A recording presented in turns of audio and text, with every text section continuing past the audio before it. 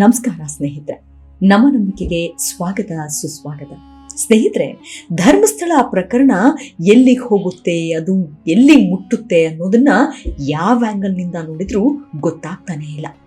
ಒಂದ್ ಕಡೆ ತಿಮ್ಮರೋಡಿ, ಗಿರೀಶ್ ಮಠಣ್ಣನವರ್, ಚಿನ್ನಯ್ಯ ಅವರನ್ನ ಕೆಲವರು ಬೋರ್ಡಿಂಗ್ ಗ್ಯಾಂಗ್ ಅಂತ ಹೇಳ್ಕೊಂಡು ಓಡಾಡ್ತಾ ಇದ್ರೆ, ಮತ್ತೊಂದ್ ಕಡೆ ಬಂಗ್ಲೆಗುಡ್ಡದಲ್ಲಿ ಅಸ್ಥಿ ಪಂಜರಗಳ ರಾಶಿ ಹೆಣಗಳು ಸಿಗ್ತಾ ಇದೆ. SIT ಅಧಿಕಾರಿಗಳಂತೂ ಅತ್ಯಂತ ಗಂಭೀರವಾಗಿಯೇ ಈ ಪ್ರಕರಣವನ್ನ ತೆಗೆದುಕೊಂಡಿದ್ದಾರೆ. ಅದೇನೇ ಆಗ್ಲಿ, ಇದರ ರಹಸ್ಯವನ್ನ ಬಯಲಿಗೆ ಎಳೆಯದೆ ಬಿಡಲ್ಲ ಅಂತ ನಿಂತುಬಿಟ್ಟಿದ್ದಾರೆ. ಮತ್ತೊಂದ್ ಕಡೆ ಇದನ್ನೆಲ್ಲ ನೋಡ್ತಾ ಇರೋ ಜನರು ಸುಳ್ಳು ಹೇಳ್ತಾ ಇರೋದು ಯಾರು, ಸತ್ಯ ನುಡಿತಾ ಇರೋದು ಯಾರು ಅನ್ನೋದೇ ಗೊತ್ತಾಗದೆ ಕನ್ಫ್ಯೂಸ್ ಆಗ್ಬಿಟ್ಟಿದ್ದಾರೆ. ಹೀಗಿರುವಾಗ್ಲೇ ಸೌಜನ್ಯ ಪರ ಹೋರಾಟಗಾರ ಮಹೇಶ್ ತಿಮ್ಮರುಡಿ ಒಂದು ವಿಡಿಯೋ ರಿಲೀಸ್ ಮಾಡಿದ್ದಾರೆ. ಅದು 2 ವರ್ಷದ ಹಿಂದೆ ಚಿನ್ನಯ್ಯ ಹಾಗೂ ಆತನ ಪತ್ನಿ ಜೊತೆ ಮಾಡಿರೋ ಮಾತುಕತೆ. ಇದರಲ್ಲಿ ಚಿನ್ನಯ್ಯ ಹೇಳಿರೋ ವಿಚಾರಗಳು ಬೆಚ್ಚಿ ಬೀಳಿಸಿದ್ವೆ. ಧರ್ಮಸ್ಥಳ ವಿಚಾರದಲ್ಲಿ ನಡೆದಿರೋದು ನಿಜಕ್ಕೂ ಷಡ್ಯಂತ್ರನ. ಈ ಪದವನ್ನ ಹೆಚ್ಚಾಗಿ ಬಳಸಿದವರು ರಾಜಕೀಯ ನಾಯಕರು, ಆಮೇಲೆ ಕೆಲ ಬಾಲ ಬಡಕರು, ಇನ್ನೊಂದಷ್ಟು ಚಾಮರ ಬೀಸೋರು ಇದನ್ನೇ ಹೇಳ್ತಾ ಬಂದ್ರು. ನಂತರ ಏನಾಯ್ತು ಅನ್ನೋದನ್ನ ನಾವು ಪ್ರತ್ಯೇಕವಾಗಿ ಹೇಳ್ಬೇಕಾಗಿಲ್ಲ. ಆದ್ರೆ ಇಷ್ಟೆಲ್ಲ ಆದ್ಮೇಲೆ ತಿಮ್ಮರುಡಿ ಇದಕ್ಕೊಂದು ಟ್ವಿಸ್ಟ್ ಕೊಟ್ಟಿದ್ದಾರೆ. ಅವರು ಒಂದು ವಿಡಿಯೋ ರಿಲೀಸ್ ಮಾಡಿದ್ದಾರೆ. ಈ ಮೂಲಕ ಧರ್ಮಸ್ಥಳ ವಿರುದ್ಧ ಯಾವುದೇ ಷಡ್ಯಂತ್ರ ಮಾಡಿಲ್ಲ, ಚಿನ್ನಯ್ಯ ತಮ್ಮ ಮನೆಗೆ ಬಂದು ಅಳಲು ತೋಡಿಕೊಂಡ, ಆ ಬಳಿಕ ನಾವು ನ್ಯಾಯಕ್ಕಾಗಿ ಹೋರಾಟ ಮಾಡುತ್ತಿದ್ದೇವೆ ಅಂತ ತಿಮ್ಮರುಡಿ ವಿಡಿಯೋ ಬಿಡುಗಡೆ ಮಾಡಿ ಹೇಳಿದ್ದಾರೆ. ಈ ವಿಡಿಯೋ ಆರಂಭದಲ್ಲೇ ನಾವು ಹೇಳಿದ್ವಿ, ಇದು 2 ವರ್ಷದ ಹಿಂದಿನ ವಿಡಿಯೋ ಅಂತ.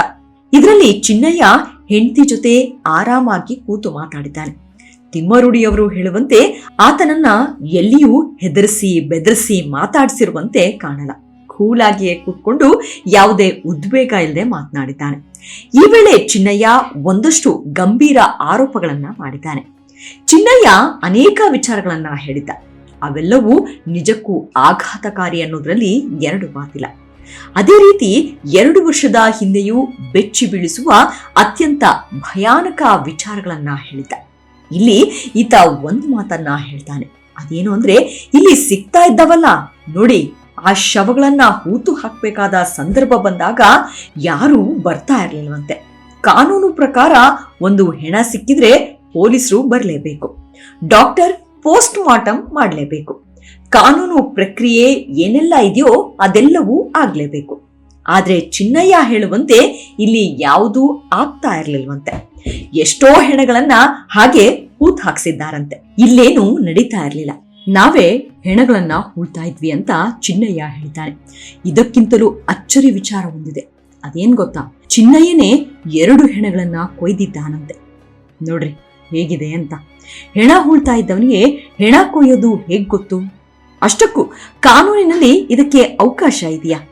ಹಾಗಿದ್ರೆ ಈತನ ಕೈಯಿಂದ ಈ ಕೆಲಸ ಮಾಡಿಸಿದವರು ಯಾರು?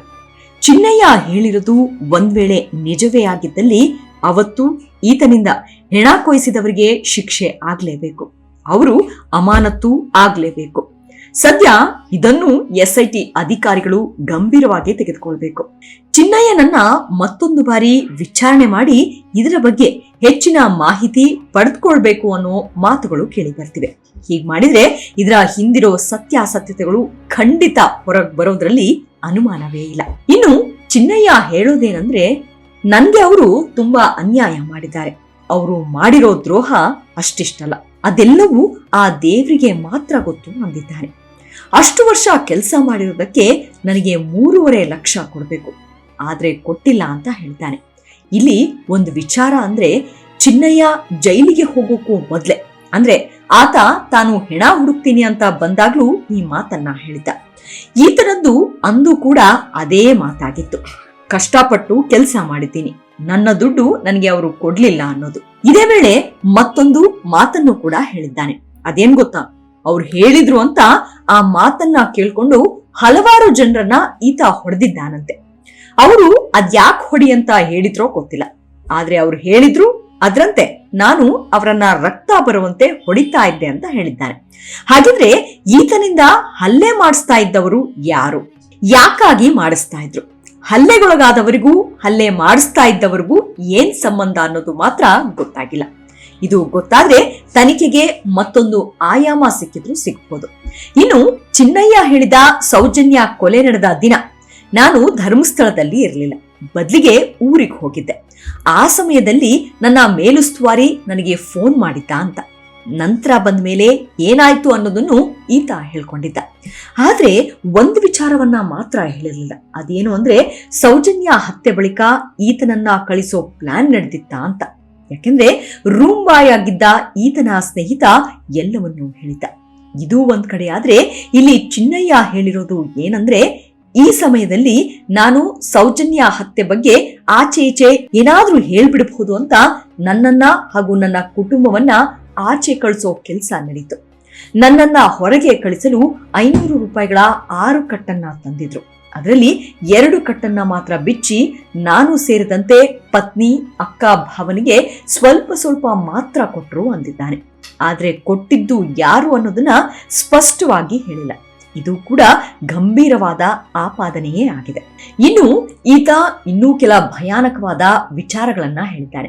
ಗೊಮ್ಮಟ ಬೆಟ್ಟದ ಬಳಿಯೇ ನಾನು ಸುಮಾರು 70ರಿಂದ 75 ಹೆಣಗಳನ್ನ ಹೂತು ಹಾಕಿದ್ದೇನೆ ಅಂತ ಅದನ್ನು ಬಾಯ್ಬಿಟ್ಟಿದ್ದಾನೆ. ಸರಿ, ಈತ ಹೆಣ ಹೂಳ್ತಾ ಇದ್ದ ಅನ್ನೋದೇನೋ ಸರಿ, ಹಾಗಿದ್ರೆ ದೇಹಗಳನ್ನ ಹೇಗೆ ಸಾಗಿಸ್ತಾ ಇದ್ದ ಅಂತ ಅನೇಕರು ಮಾತಾಡ್ತಾ ಇದ್ರು. ಅದಕ್ಕೆ ಈತ ವಿಡಿಯೋದಲ್ಲಿ ಮೊದಲೇ ಹೇಳಿದ್ದ, ಚಿನ್ನಯ್ಯ ದೇಹಗಳನ್ನ ತಳ್ಳುವ ಗಾಡಿಯಲ್ಲಿ ಇಟ್ಕೊಂಡು ತಳ್ಕೊಂಡು ಹೋಗ್ತಾ ಇದ್ದಂತೆ. ಅವೆಲ್ಲವನ್ನು ವಾಸ್ತವವಾಗಿ ಸರ್ಕಾರಿ ಜಮೀನುಗಳಲ್ಲಿ ಹೂಳ್ಬೇಕು, ಆದ್ರೆ ಬೇರೆ ಬೇರೆ ಕಡೆಯಲ್ಲಿ ಹೂತಿದ್ದಾನಂತೆ. ಇದರ ಜೊತೆ ಭಟ್ಟರ ಮಗಳೊಬ್ಬಳು ಸತ್ತಾಗ್ಲು ಆಕೆಯ ದೇಹವನ್ನ ನಾನೇ ಹೂತಿದ್ದೇನೆ. ಆಕೆಯ ಮೈ ಮೇಲೆ ಸರಿಯಾದ ಬಟ್ಟೆಗಳು ಇರಲಿಲ್ಲ. ಅದ್ಯಾಕೋ ಏನೋ ಆಕೆಯ ಮನೆಯವರು ಕೂಡ ಒಂದು ಸ್ವಲ್ಪವೂ ಅಳ್ತಾ ಇರಲಿಲ್ಲ ಅಂತ ಚಿನ್ನಯ್ಯ ಹೇಳಿದ್ದಾನೆ. ಆಮೇಲೆ ಏನೂ ಇಲ್ಲ, ಆ ಹುಡುಗಿ ಫೇಲ್ ಆಗಿದ್ಲು ಅಂತ ಹೇಳಿದ್ರಂತೆ. ಇದೆಂಥ ಅನ್ಯಾಯ ರೀ! ಗೊಮ್ಮಟ ಬೆಟ್ಟದ ಬಳಿಯಲ್ಲೇ 70ರಿಂದ 75 ಹೆಣ ಹೂತಿದ್ದೇನೆ ಅಂತ ಚಿನ್ನಯ್ಯ ಹೇಳ್ತಿದ್ದಾನೆ ಅಂದ್ರೆ ನಿಜಕ್ಕೂ ಬೆಚ್ಚಿ ಬೀಳಿಸುತ್ತೆ. ಇದರ ಬಗ್ಗೆಯೂ ತನಿಖೆ ಆಗ್ಲೇಬೇಕು. ಇಲ್ದಿದ್ರೆ ಇದನ್ನ ಮಾಡಿಸಿದವರು ನಿಜಕ್ಕೂ ಕಾನೂನಿನಿಂದ ತಪ್ಪಿಸ್ಕೊಳ್ಳೋದು ಪಕ್ಕ. ಅದ್ರಲ್ಲೂ ಈ ಭಟ್ಟರ ಮಗಳು ಯಾರು, ಆಕೆ ಸಾಯೋಕೆ ಏನ್ ಕಾರಣ ಅನ್ನೋದು ಕೂಡ ಬಯಲಾಗಬೇಕಾಗಿದೆ. ಇದೆಲ್ಲವೂ ಆದ್ರೆ ಇದೊಂದು ಷಡ್ಯಂತ್ರ, ಮತ್ತೇನೂ ಇಲ್ಲ. ಅಲ್ಲೇನು ಆಗೇ ಇಲ್ಲ ಅನ್ನೋರ ಬಾಯಿಗೆ ಬೀಗ ಬೀಳುತ್ತೆ. ಇಲ್ಲಿ ತಿಮ್ಮರುಡಿಯವರು ಹೇಳಿರೋದೇನು ಅಂದ್ರೆ, 2 ವರ್ಷಗಳ ಹಿಂದೆ ಚಿನ್ನಯ್ಯನೇ ತನ್ನ ಮನೆಗೆ ಆಗಮಿಸಿ ಧರ್ಮಸ್ಥಳದಲ್ಲಿ ನಡೆಯುತ್ತಿರೋ ಅನ್ಯಾಯದ ವಿರುದ್ಧ ಮಾತನಾಡಿದ್ದಾನೆ. ಇದರಲ್ಲಿ ಯಾವುದೇ ಬೆದರಿಕೆ, ಷಡ್ಯಂತ್ರ ಇಲ್ಲ ಅಂದಿದ್ದಾರೆ. ಇಲ್ಲಿ ಈ ವಿಡಿಯೋ ಕೂಡ ಹಾಗೆ ಇದೆ. ಎಲ್ಲಿಯೂ ಚಿನ್ನಯ್ಯನಾಗ್ಲಿ ಅಥವಾ ಆತನ ಪತ್ನಿಯಾಗ್ಲಿ ಹೆದರುಕೊಂಡಂತೆ ಇಲ್ಲ. ಇಲ್ಲಿ ಚಿನ್ನಯ್ಯ ಹೇಳಿರೋ ಒಂದೊಂದು ಮಾತುಗಳು ಕೂಡ ಭಯಾನಕವಾಗಿದೆ. ಇಷ್ಟೆಲ್ಲ ಆದ್ರೂ ತಪ್ಪಿತಸ್ಥರ ವಿರುದ್ಧ ಕ್ರಮ ಆಗ್ಲೇ ಇಲ್ವಲ್ಲ ಅನ್ಸುತ್ತೆ.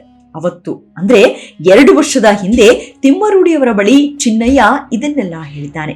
ಈಗ SIT ವಿಚಾರಣೆಯಲ್ಲೂ ಈತ ಇದನ್ನೆಲ್ಲ ಹೇಳಿರೋ ಸಾಧ್ಯತೆ ಇರುತ್ತೆ. ಆದ್ರೆ ತನಿಖೆ ಮುಗಿಯುವವರೆಗೆ ಅದು ಯಾವುದನ್ನು ಬಿಚ್ಚಿಡಲು SIT ನಿರ್ಧಾರ ಮಾಡಿರಬಹುದು. ಒಂದ್ ವೇಳೆ ಅದೇ ರೀತಿ ಆಗಿದ್ದೇ ಆದಲ್ಲಿ ಚಿನ್ನಯ್ಯ ಯಾರ ಮೇಲೆ ಆರೋಪ ಮಾಡಿದ್ದಾನೋ ಅವರಿಗೆಲ್ಲ ಕಂಟಕವಾಗಿಯೇ ಆಗುತ್ತೆ ಅನ್ನೋ ಮಾತುಗಳು ಕೇಳಿ ಬರ್ತಾ ಇವೆ.